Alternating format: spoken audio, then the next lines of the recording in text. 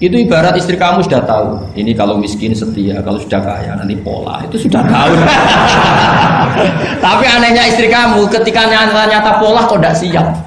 Padahal sebetulnya sudah tahu, gitu ya kan? Makanya saya kalau ngaji di mana-mana bilang, kelirunya orang Indonesia itu satu. Kalau ilmunya terbukti itu tersiksa, itu kelirunya orang Indonesia. Semua cowok tahu nggak? Semua lelaki tahu nggak? Kalau nggak pernah nafakoi diomelin, tahu nggak? Tahu. Tapi ketika itu nyata nggak siap. Harusnya ketika nyata diomelin, alhamdulillah ilmu saya benar termulia.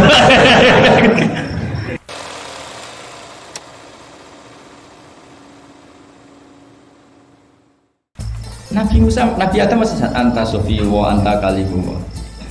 Bukankah kamu melihat di Taurat bahwa saya akan dosa dan akan dosa saya sudah ditulis 40 tahun sebelum saya dosa? Iya ya Musa. Iya ya Nabi Adam, ya betul gitu. Berarti kamu mengkritik saya atalumunani fi amrin qad qadahu. Kamu mengkritik saya, menyalahkan saya dengan sesuatu yang sudah digodok-godok oleh Allah sebelum saya lakukan. Jadi sudah ditulis sama Allah 40 tahun sebelum saya salah, sudah ditulis skenario-nya nanti Adam akan salah terus keluar dari surga. Memang dari awal Allah skenario-nya seperti itu.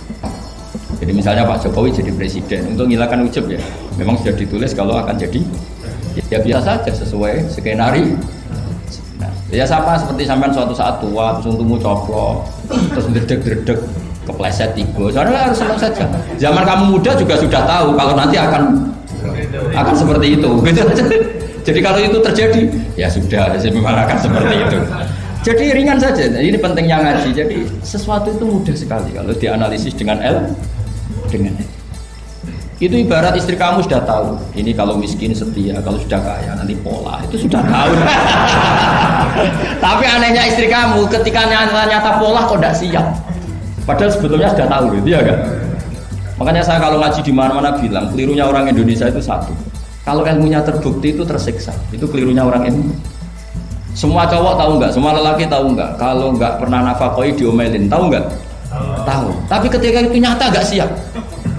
Harusnya ketika nyata diomelin, alhamdulillah ilmu saya benar termulia. Tapi istri kamu juga gitu. Biasanya wong lanang duwe akeh pola. Terus dengar sampean mulai cinta orang lain. Harusnya kan alhamdulillah ilmu saya benar kan. Artinya gini, manusia saja bisa memprediksi.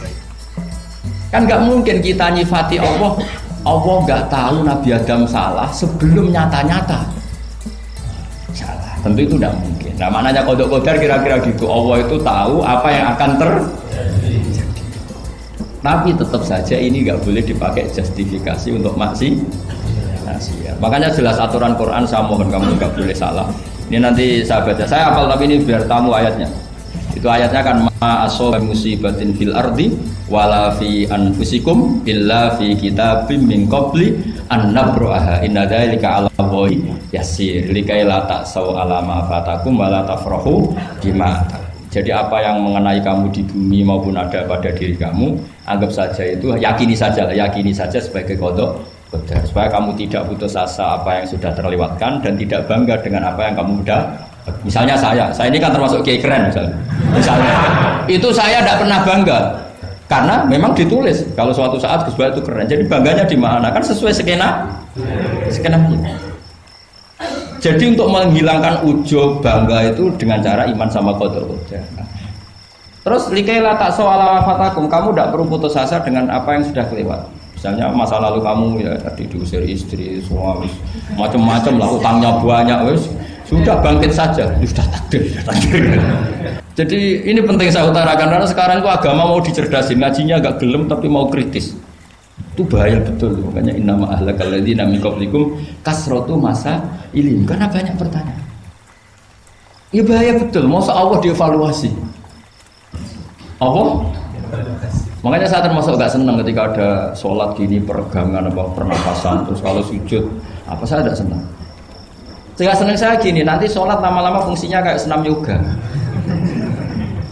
Gini saja, semua yang diperintahkan Allah pasti ada hikmahnya, saya yakin ada hikmah. Tapi tidak usah hikmah ini jadi tujuan. Kalau nanti jadi tujuan, terus orang bilang gini, itu sholat terus sakit, yang nggak sholat sehat, habis kamu. Ya kan? Tapi kalau ada orang tahu hikmahnya gini untuk apa, narik nafas atau apa yang gini, nggih monggo lah sauni-unimu ya gak apa-apa lah seperti itu.